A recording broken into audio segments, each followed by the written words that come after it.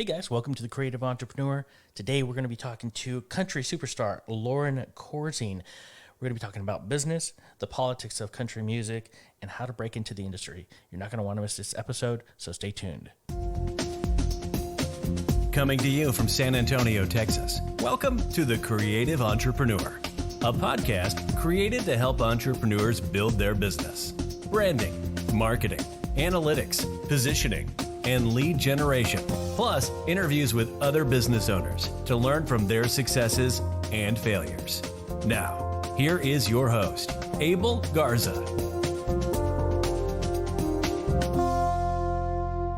Welcome back, everyone, to The Creative Entrepreneur, and today we have a special guest, Lauren Corzine, country superstar. How are you doing today? I'm doing great. Thanks for having me. Awesome. I'm so excited to have you on. Why don't you tell me a little bit about yourself, who you are, what you do, and what you do with your music. Okay. I am a country singer-songwriter from South Texas. I have been performing and entertaining since I was very young. At the age of 11, I picked up a guitar, started writing songs, and I've been playing ever since. I started booking my own gigs at the age of 18, 19. Right around in there, I was going to school for communications, and I dropped out, and I used some money that was going to college. I put that money towards my first EP/record. So that's a little brief. That's summary. awesome. So you started at a young age. Who was most influential at that time in your life? Well, when I was younger, I listened to a lot of like pop music. My very first record actually that I ever got was an ABBA Greatest Hits. So my love for music started with pop music, and then I got into country as I got a little bit older. My mom and my dad led worship at my church, so I watched them play and sing every week, which was really cool to watch them with people and making music, and seeing people respond to that and connect with it was very beautiful for me to watch. Absolutely. Yeah, and that's how I got started. And then I've never been afraid of the stage my whole life. It never came over me. So being on stage is when I feel the most alive and most at home, actually. So you started when you were about 11 years old, learning how to play the guitar. Who was the one that taught you how to play the guitar? Well, at first it was my dad, because he played, and I thought he'd be a good teacher, but me and my dad are we hopelessly have these really short attention spans, so it didn't work out very well. So then I got a professional guitar player to teach me how to play, and he had degrees in how to teach people to play music. So I got a teacher, when I was like 11, 12, around there. So you've been doing this a while, and you've clearly been doing an amazing job. Thank you. Because, there's this one song that I just cannot get enough of, and it's so short. I wish it was longer. Yeah. You know which one I'm talking about? No, I don't. Oh, it's the Ain't That Lonely? Ain't That Lonely. No way, you like that song? I love Thanks. that song. I'm so glad you listened to it and like it. Thanks. It was stuck in my head. I just constantly listened to it. Short songs do that.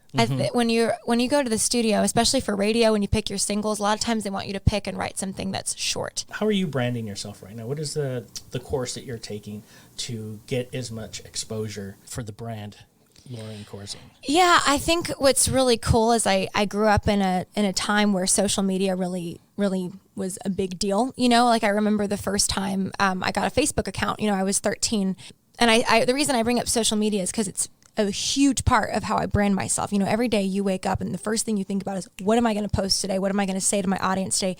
And it's big in branding because you have to think about how you want to come across and what you want people to know you as. So from like pictures or little quotes that I put out, or how I talk about my music, that's really important. So I have to take time to think about all of those things. And then also like what am I, like my bio, things that I allow to be online about me, what I'm tagged in.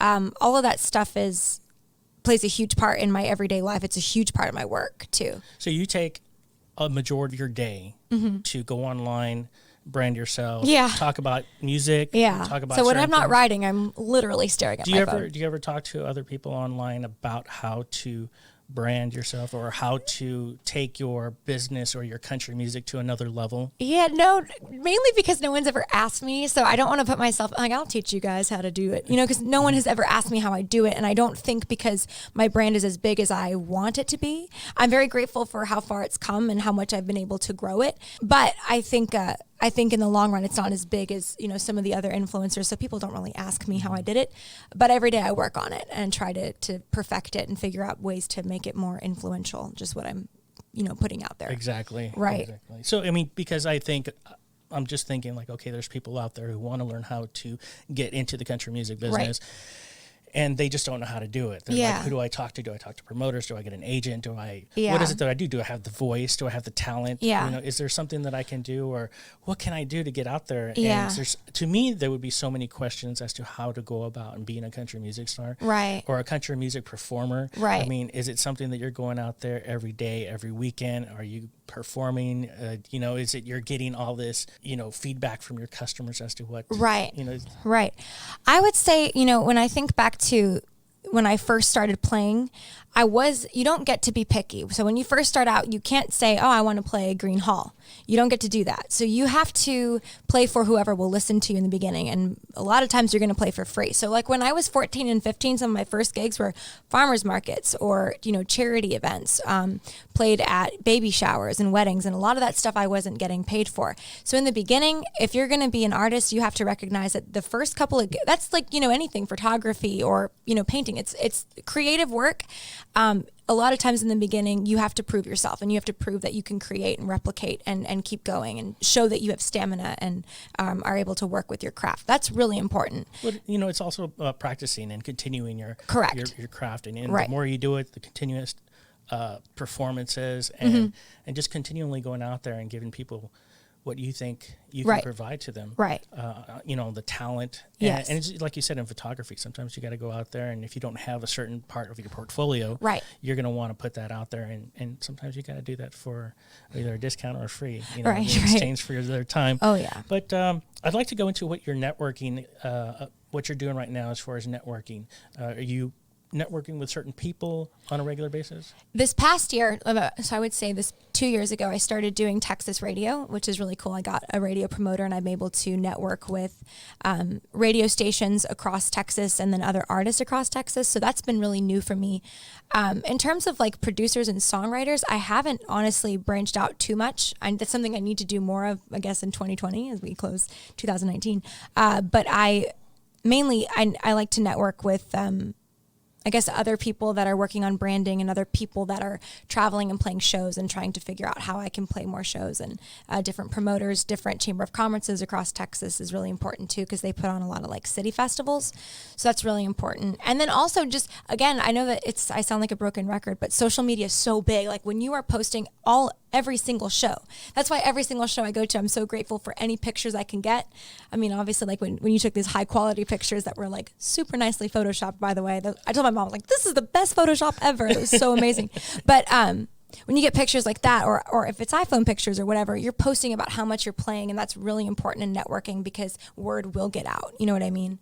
So it's just a matter of doing the work and then documenting the work. You know what I mean? Exactly. Yeah, I it has to work exactly hand in hand. what you mean. I mean, just continually giving that information and letting people know that you're out there, right, and that you're doing something. Because a lot of times people will be like, I want to be a country music singer, songwriter, producer. Right. I want to be a photographer. I want to do this.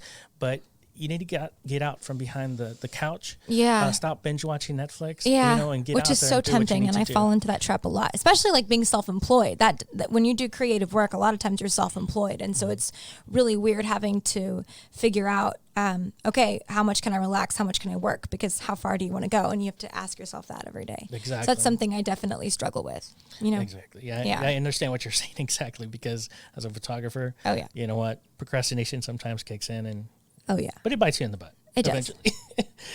Where do you feel you are in your career right now? At what point in your career? I feel like I'm in the very early stages. I like to think that there's that John Mayer lyric in that song, No Such Thing, where he says, the best of me is still up my sleeve. And I like to think that mainly because I haven't put out a full record yet. I've only done like an EP. And so I'm writing a lot by myself right now. So I'm really looking forward to releasing that music and seeing where that will take me, because it takes, I I think up until this point, I've released music that I've worked on with other people, which is I'm so grateful for. Again, it's like so blessed, and I'm really proud of it. But I'm really anxious to see what I'm able to do by myself, in terms of writing, anyway. So in terms of writing and music, I would say that I'm definitely in the baby stages, and then branding as well. I think I'm also in the baby stages, because the branding and the music go hand in hand. So when you write your music, when you write your song, do you already hear it in your mind, or is it something that you just start humming to, you start doing something, and then you all of a sudden put it into play, right, and then just compose it that way? Well, not always. Like sometimes a song comes to you in full form, and it really does flow out, and sometimes it doesn't. Sometimes you'll be sitting there, like a lot of people.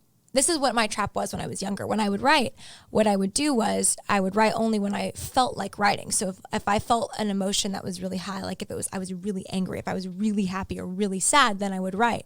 But when you are professionally making music and there's pressure to put music out there, you have to write all the time, which is fine. I love that. That's my job. But you can't just write a journal entry. It has to have structure. It has to have good lyric. It has to be well thought out. And I really don't want to be known for someone that just puts music out just to put music out and just to keep, do you know what I mean? Like marketing and, oh, good, here's this song. I really want to put out something that's well thought out. So because of that, I do overthink the process. Like you'll get a melody and you write it down, and my phone is full of melodies, but it's not always something that I can show people. It's not always something that I'm willing to put out there and have it associated with, my brand, Lauren Corzine. So it's a lot to think about.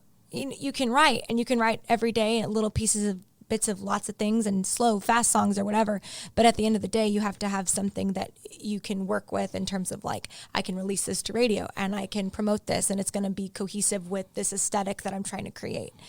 So it's all stuff. Yeah, music's really fun. And then when you get business involved, it's a whole other ball game. Yeah, when you're doing it for fun, and then all of a sudden you got to be business. On top. Yeah. And then you have pressure to like. So with the content that the ideas that you come up with, I mean, I know that emotion has a lot to do with it, and certain things in your life almost dictate how you come up with the next song. Right. Where do you get your influence from? Well, I like movies a lot. So I do watch a lot of movies, and I think a lot of the scenarios that I play out or act out in my head is stuff that I want to write about. And I'm a big believer in not having to write about things that you've necessarily experienced, because the imagination is a great tool. And so... Yeah, I mean, I've written a lot from personal experience, but now I'm willing to write from my imagination more so, because I get to be more. So like movies are great. I love watching movies. Like I never watch happy movies. I always watch like these sad, miserable movies, or those old school romantic comedies that I like to write about. I draw a lot of inspiration from things that are happening to my friends and family too. In terms of writing lyrics and also, in terms of like aesthetic and creating an aesthetic, what I want to look like and how I want to dress, I really look to any era before I was born. So right now I'm obsessed with like the 60s and 70s. So I look at a lot of my fashion ideas from that era and then that time and kind of how culture was back then. And I'm really obsessed with an old fashioned kind of love. And so like, this is just random. Like I will not use a dating app, refuse to use it. And because of that, I think writing about not conforming to society's way of dating, I kind of wanted, that's what where my new music is going anyway. Okay. Yeah. I totally understand what you're saying. Yeah. You were nominated for an award. I was. What was that award? TRRR, New Female Vocalist of the Year. New Female Vocalist. Yeah. Award. I'm really excited. So when is it come out? When do that we find award out? shows at the end of March. I don't know the date. I wish I did. Exciting. It is very exciting. I didn't even know I was nominated, and then my radio promoter sent me a text message. He's like, "You were nominated. You need to do something about this." And I was like, "All right, I'm gonna." So voting is now closed. So I will go to the award show at the end of March, and we'll see what happens. That's excited. Awesome. I'm super excited. Thanks. I can't wait to see what happens. Thank you. You're working with Texas Radio right now. I am. Is that for just promoting your music or? Right. It's a tool that I use to promote my music. So it's a way to kind of gain a new audience through to station, and not actually not just Texas. It's Red Dirt, Americana country, Texas country music across like Texas, Oklahoma, New Mexico, California, and Texas country really is taking over. There's a lot of great Texas country stations across the United States, so it's really amazing. And actually, my music is being played, which is I think is really cool, in a country station in England. No. Country Bells, yeah. And I had no idea. This guy plays country music from across the world. I had no idea they were making country music like in Switzerland and Canada. I had no idea. That's So amazing. it's really cool. That's what's really cool about that network, though, is that when you put your music out there, you meet other artists and other DJs that are from apparently all across the world. So that's, I mean, it's really, really cool. Well, I was stationed in Germany, and we were listening to music when the internet, I guess, was just starting to stream.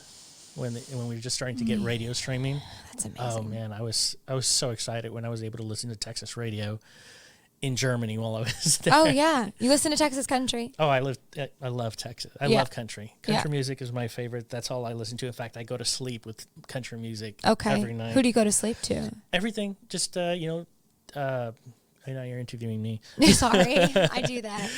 Just the Garth Brooks and George Strait. Yeah. The classics. You name it. Yeah. It's crazy. Amazing. Is there a lot of politics with getting your music out there? I would like to know if, like, when you put your music out there and you go to a radio station, is it very political, or do you have to influence them? It can be very political. I think, honestly, when I started, I didn't think it was. And I thought, if you have talent and you have drive, you'll make it. But there is a lot of hierarchy. You know what I mean? There's a lot of people that won't play your music because of your gender, or they won't play your music because you sound too sweet, or they won't play your music because you've never played a show there. They won't play your music because you've never met this person, or we've never seen you reach this level in the chart. But I think politics kind of play a part in every single industry, because I've never talked to a friend that was like, oh yeah, it was just a breeze getting in here. It never is. And so I think it's this, which you got to fight, especially when you're, my dad always told me there's a lot of talent in the world, but there's not a lot of opportunity. And I think that's what creates the politics, is the fight to get to the top. You know what I mean? Mm-hmm. For the most exposure. And, there's people that say do it for fun. Don't do it for a fame or attention or money or, whatever. But at the end of the day, that's kind of how you rate your success and how well you're doing. So it always kind of frustrates me when people are like, just do it for the fun of it. I'm like, no. I stress out over this stuff, guys. Like, I'm working really hard to get to certain goals. And how do I measure my success if I'm not using, a certain amount of followers or likes, or a certain amount of plays or streams or numbers on a chart? You know what I mean? Yes, so yes. I'm constantly, and it can be stressful, but you're constantly thinking about numbers, and that's where the politics come into play. Is people are looking at your numbers and, well, do you deserve this spot? Do you need to be up here? Are we going to give you this opening slot at this show? Because do you have can you bring us money? What can you do for us? Kind of thing. And there's, people that did work their way into those slots, and people that are climbing. Clearly, you're getting a lot of support from your fans, and, right? And I'm sure that there's people who are pushing you and trying to help you as much as possible. I mean, are you getting that? Do you feel like you're getting the support? Yeah, for sure. I mean, and over the years, my following and my support, my group, my close support group has grown. I'm adding people to my team constantly. I shouldn't say constantly, like I have this huge posse. I don't have that, but every year you keep growing, because I'm not going to stop. That's a decision I made when I was 19. I'm not going to stop doing this. And because of that, when people see that you're dedicated, they will join on to what you're doing. And if they see that you're working hard, they'll want to be a part of it too. Yeah. Because they want to see that, people see that I have vision and I want to keep going. So I think that's why my team and my following has grown. What's been the most challenging for you at this point? Like, you come into this career, it's difficult. Mm-hmm. You bring in your creativity. There's a lot of criticism out there. Yeah. What is the most challenging for you? There's been a lot of things. I think even this year, I've overcome a lot of insecurity. And when I first started, I was always afraid to tell people what I was nervous about. And over the years, my insecurities and challenges have changed depending on where I was at in the beginning stages. But for me, the biggest challenge has been putting your personal life aside and putting your career first. That's really hard for me sometimes because I'm going to expose how much I stare at my phone, but you'll be online and you see like, oh, so-and-so got married and so-and-so is having a baby and so-and-so's out tonight with a bunch of people. And then people in my family are asking like, when are you going to get a boyfriend? You're 23 now and time's ticking. And so that kind of stuff is really weird and it's kind of hard to combat. And you realize, oh, okay, my brand comes first, my work comes first. And that's really where like the song Ain't That Lonely came in, because I wrote that at a time where I was like discovering and dealing with that. Because when I first started, I told myself, a lot of people do, you can have it all. And you really can't have it all. You have to pick what you want. Do you want to have a really successful career? Do you want to have a family, which I do want? So for me, it's finding where that's going to be and how that's going to play out. And I don't know that. That's kind of a day-by-day thing depending on how well I do in my career. Do you know what I mean? For a lot of entrepreneurs, yeah, it is a balance. Yeah. You have to balance personal and your career. And I find that the most successful entrepreneurs have a balance of personal and their career. Right. And so once I think we figure out how to do both, then we can start taking our business and our entrepreneurship to the next level. That's right. That's so true. So, yeah. Because I think when you feel like you're missing something, it really plays into your work, Exactly. especially when you're doing creative work. It definitely, people will pick up on, she's posting about like these sad cartoons, or, you know what I mean? Or you're just, you could be slacking. Like sometimes you go through this month or two where you're like, man, I'm not really feeling it. You're not booking as much or whatever, but you have to constantly keep yourself motivated and pumped up, and finding ways to do that can be a challenge. But that's been the biggest challenge for me, is balancing personal life and work life. Just recently, it came to my attention that I've been working a lot. So I'm working and working and working, and I'm kind of neglecting certain things in my personal life. So I'm like, well, we don't want to do that, because then what happens? People will start to fall out of your life and leave you, or start, and then before you know it, you're work. Yeah. And you have no more. You have no one to share it with. No one to share it with, exactly. It's really sad. No, I get it. I totally get it. That balance is key. And some of the most influential entrepreneurs that I've spoken with, that's what they say. They say, it's key to balance your personal and your business life. And if you can do that, you're golden. So where do you see your career going? Well, it's such a weird, I never know how to answer this question, because, you don't want to seem like inappropriate and tacky when you're like, I want to be famous. But I think my goal is to do this the rest of my life and be able to support myself financially.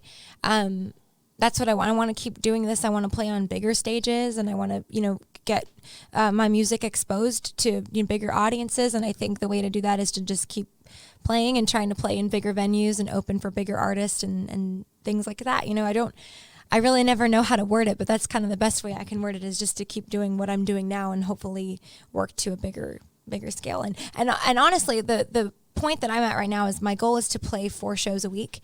And I'm working on that, but I want to be able to travel, 4 days out of the week and be gone and play 4 shows a week, So that's my goal right now, is to get to that point where right now I can't do that because of, where I'm at in my career. I travel with my parents, and we can't afford to leave 4 days out of the week. And then Daddy is a pastor, so we come back on Saturday nights and he's got to preach. So there's finding how I'm going to work that out, because my team does include my parents. So my next goal is to figure out, how to be more independent with. I love their help so much, but I can't expect them to be traveling with me, the next 10, 15 years. So that's also something I'm working on right now. And is that stressful, being on the road? Or is there, no, I love traveling with my parents, but I think that might be something I need to overcome, just because I can't expect them to be traveling with me when I'm 25, 26. You know what I mean? So, but that's financially, you would have to hire someone that I don't have to hire my mom and dad. You know what I mean? So if I wanted to expand my team, like a driver and a sound guy and like a girl to, people to come with me, that's going to be more money, and I have to get to that point. You know what I mean? And so your band, I'm assuming you have a... I do have a band, yeah. And when they go on the road with you... Yeah. how does that work? I mean, do you guys take a bus? You guys take individual No, cars? I wish we did, but I drive with my mom and my dad, and then they'll drive in their own car. For now, that's what we do. So it's different because my band, they all live in the Valley. We're all from the Valley, and when I do get the opportunity to book them, we take separate vehicles, and they all have full-time jobs, so they can't always leave their job to come to a show. So it's finding that balance as well. Like, I need to get a certain amount of money to get my band there, and sometimes you don't get that, so you offer an acoustic show, and there's all that stuff that you work through. But a lot of the stuff you have is, when you do acoustic shows. Yeah. Are they mostly covers, or do you do a lot of your own original stuff? I do a little bit of both. Some people like doing all originals, but I like to do a mix of. I do a lot of covers and a lot of originals. I like to mix it up a lot, just because I think it's a really good thing to play songs that people know. Because you don't know me, and when no one's singing along to a song that you wrote. Like if you kick off a show like that, I don't personally like it for my music and what I do. I'm not into that, and I think it's better to just kick off with something that people know, and then they'll be more inclined to listen. And I think that's my job as a performer, is to engage you the first two songs, and then introduce an original. But does it later. introduce your fans to your range, and does it give them the potential of understanding, what you're even capable of?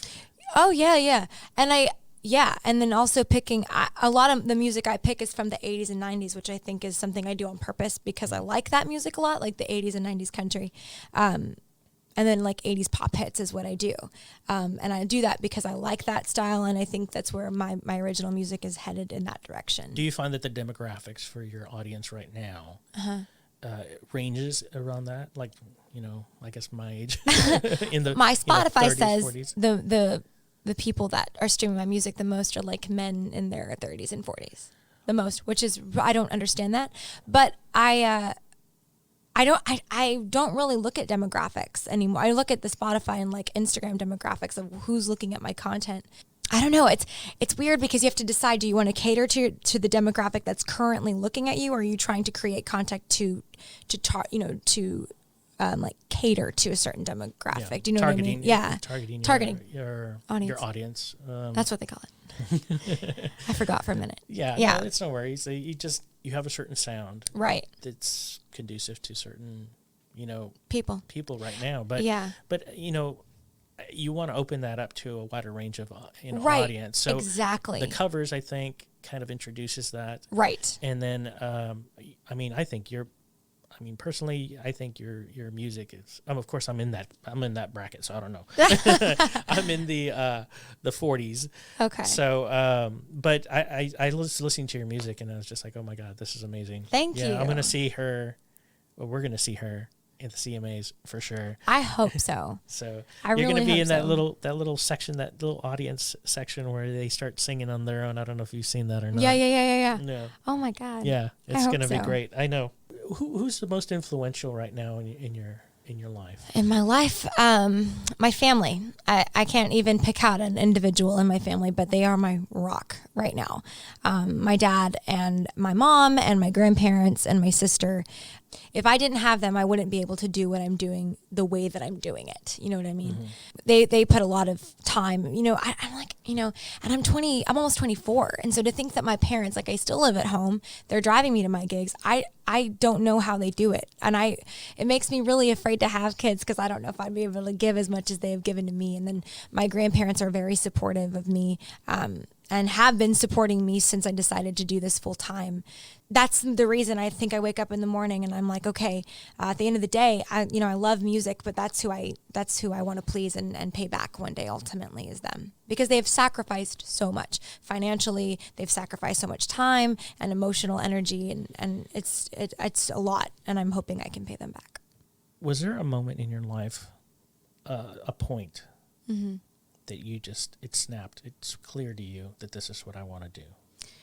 Yeah. When I was going to college, that was what was happening. And I was scared to admit that I wasn't going to keep going because everyone around me, not everyone around me, but a lot of people were like, well, and especially the students I was with, like they were going for degrees, and I was sitting there and I felt out of place, and I didn't know why I felt out of place. And I would just end up telling the professors, I was like, hey, I can't turn in that paper. I have a gig till 2 a.m, or I won't be able to do that. But they would, professors would come to my gigs and stuff. But I remember like this a couple of times, there was this one week where I was super stressed out, and I was like, why am I doing this to myself? I'm walking to class and I'm staying up all night to finish papers, but I'm still trying to gig 4 nights a week.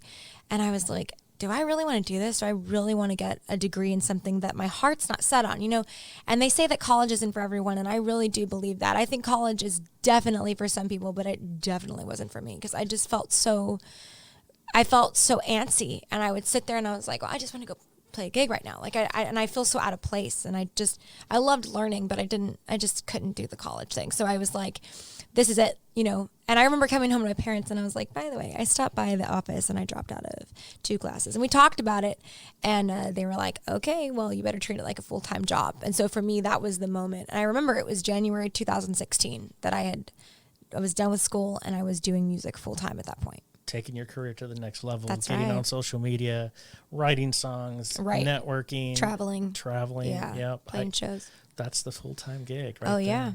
there. Yeah. And I think there were times where I not regretted it, but thought, second guess myself, like, should I have got, because I have friends that are musicians and they have degrees, they have like, I guess what they call like a backup plan. So they're, they have a degree in nursing or school, they have a degree in teaching and stuff. So, I definitely second guess myself, but I think I love playing live so much, and I love making music that is enough of a reward for me. In my opinion, if you can do what you love Mm-hmm. and get paid for it, Yes, you're in a good spot. you're in an amazing, like, for me as a photographer, as an entrepreneur, I'm doing what I love and I'm getting paid for it. I can't ask for anything better. Right. It's great. It is. And your love really comes out because your pictures are so great. They really are. Yeah, they're really, really good. There you go, guys. Lauren Corzine. That's me. We're going to see her at the CMAs. If you want to check out her Facebook page, please check out the show notes. It was a pleasure having you on the show today. You're an inspiration to me and our listeners. Thank you. Thank you for having me. Thank you for asking my opinions and thinking they're worthy of recording. So I appreciate it.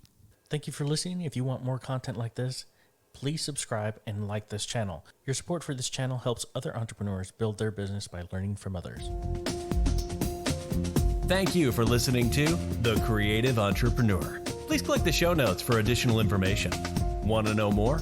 Click on the subscribe button and follow us on Facebook, Instagram, and Twitter by visiting us at tcepodcast.net.